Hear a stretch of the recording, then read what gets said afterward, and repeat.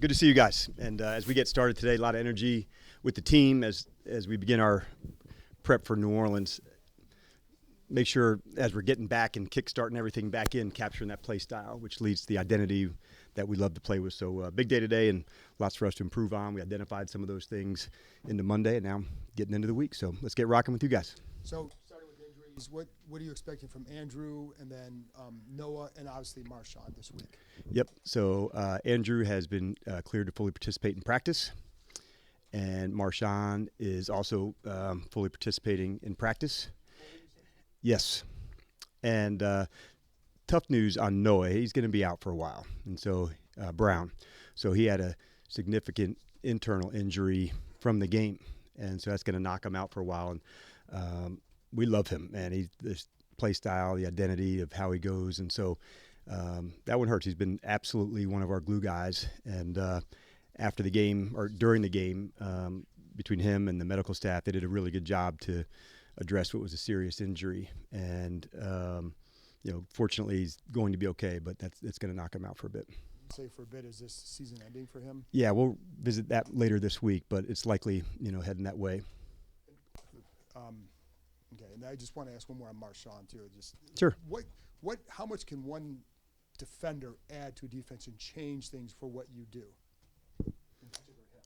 Yeah, I think any defender, it's a lot of positions you could say that for, John. I think specifically with Marshawn, that's a big deal for us to add a player of his caliber to our team. And so not to make it, one different than the other, but anytime you can add, competition to a group, it's a really big deal. And Marshawn's, certainly, trended in the right direction for us to play. And so we'll take it through the whole week. We're not going to miss one step with him and the practicing and hitting all the markers. So if it trends that way good, then we'll go.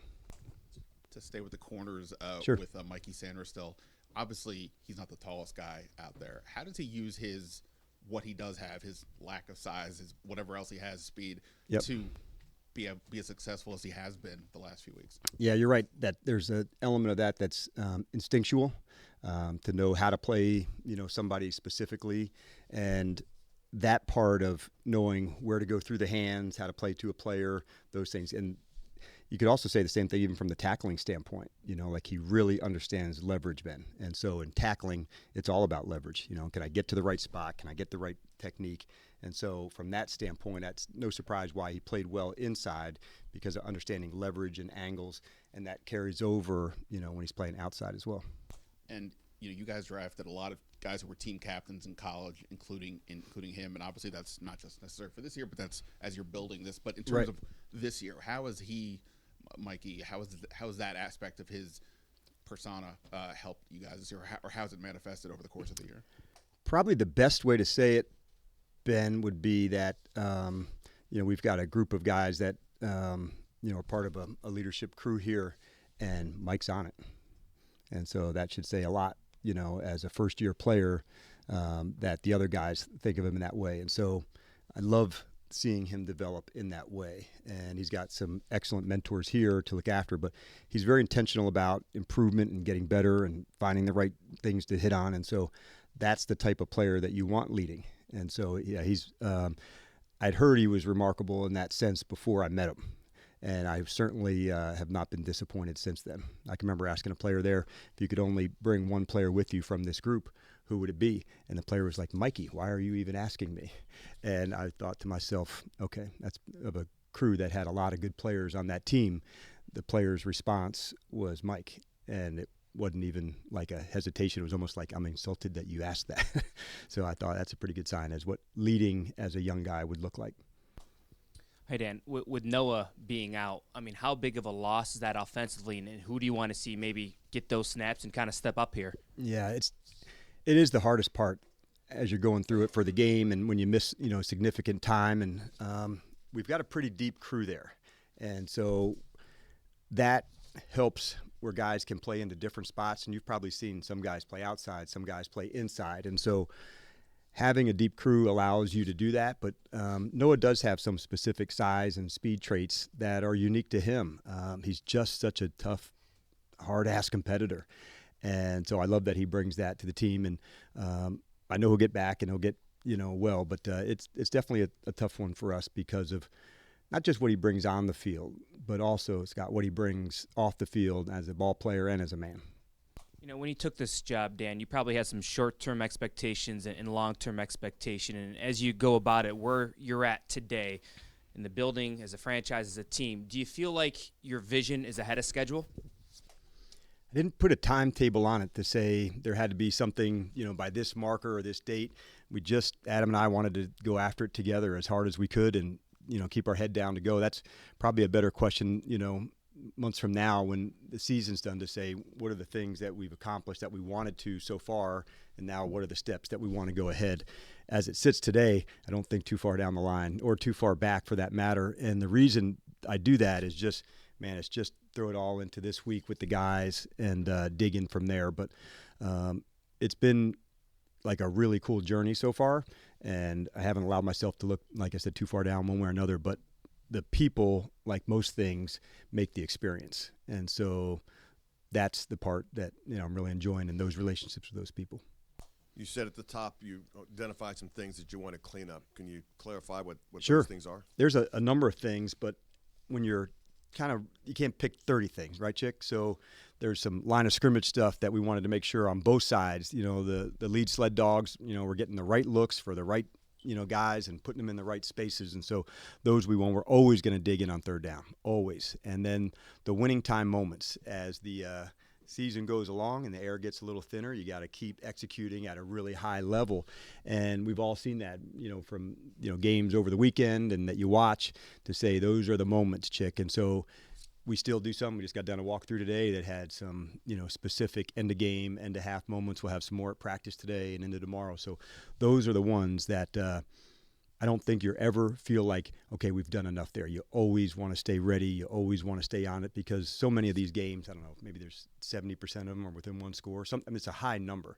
And as it gets even, moving further, those are the moments, man, that when they come up, you got to nail them. So I don't ever want us to think, okay, we're good on that. We've done this 2 minute. We've done a clock. No. Let's do it again.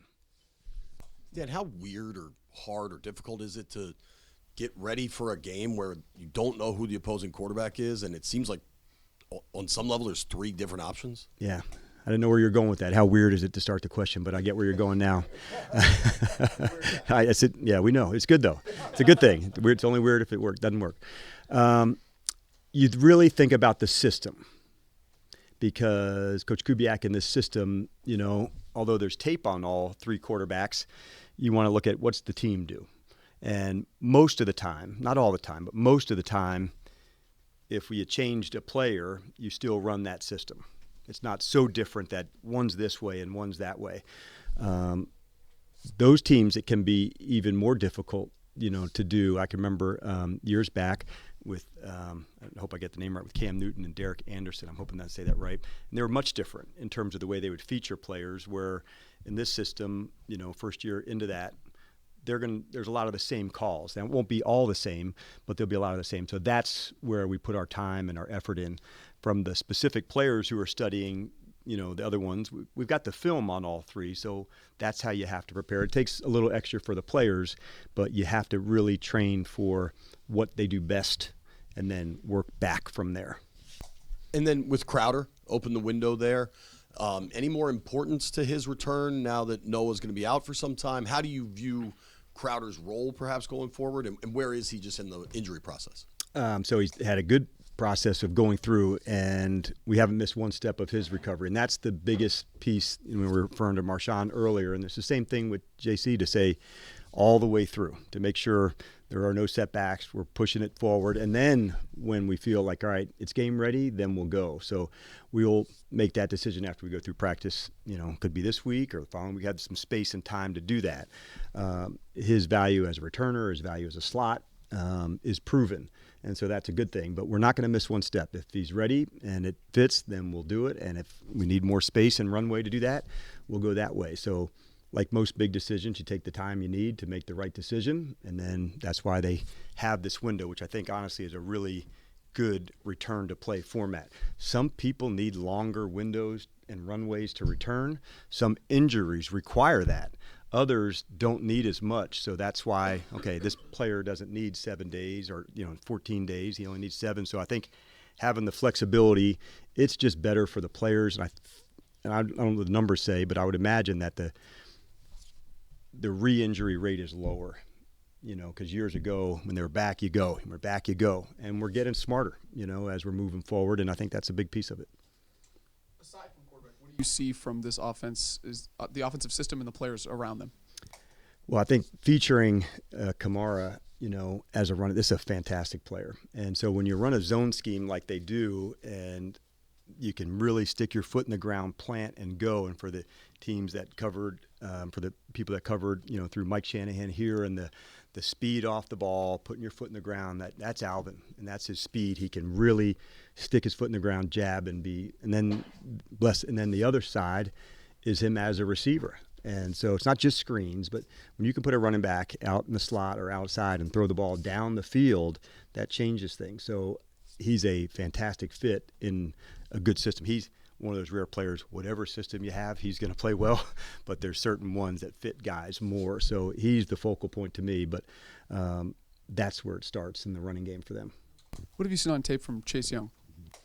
Really, from the right side, you see a strong edge setter, a guy who can absolutely bring it, tight end side, open side runs, and then chop club. So, a big athletic player. They've got a nice defensive line with some guys that can move and rush and put them into different locations and chase right in the middle of all that.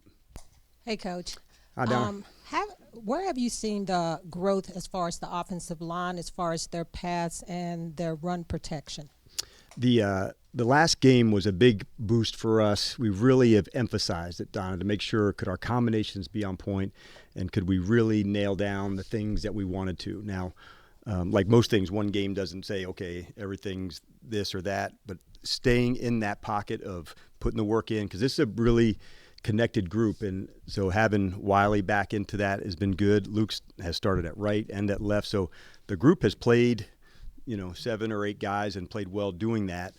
But to have everybody in concert and connected for all the practices, that's a big deal moving forward. And so those are the things that take place on the offensive side. It's so much of it is chemistry and the communication with those guys. And so having the chance to full speed work, that allows you to play really fast when the game comes, because you've already done some reps in practice that were at like a good pace. And so that's where those small advantages come in. Same with the defense. Where have you seen that improvement? The same spot for me in the run game, and certainly from the last game, but the same emphasis of in-run fits, into the go. We're still, digging in on to make sure that's all the time. And this group is a really good running offense. And so I love that that's the challenge for the guys for this week. They've got a bunch of different schemes and some like a really accomplished running group. Last 3 will go Candy, Mitch, DA. Hey, Coach. So when you had a moment to reflect into the, during the bye week and after, do you have any moments so far that you wish you could get those back? And what were some of those lessons learned, if so? For sure. I would say looking back, most of them are, a result of, a week of prep. What could we have done different? How could we have, got the guys ready? Because you want to look back. Each game, can I do like an after action from the whole week? What did we like? What was the preparation? What part of the game? What part, did we like or didn't like? So there's a number of those on wins and losses. At the end of it, though, I love that the team has been in the fight for all of them. Not to say I've loved the result of all of them, but I have loved, where we stand on that. Going out to Arizona was a big push for us to stay there and to get our team kind of connected more. And so I'd say that would have been one of the things that I thought was a turning point for us, where they could become more bonded and connected.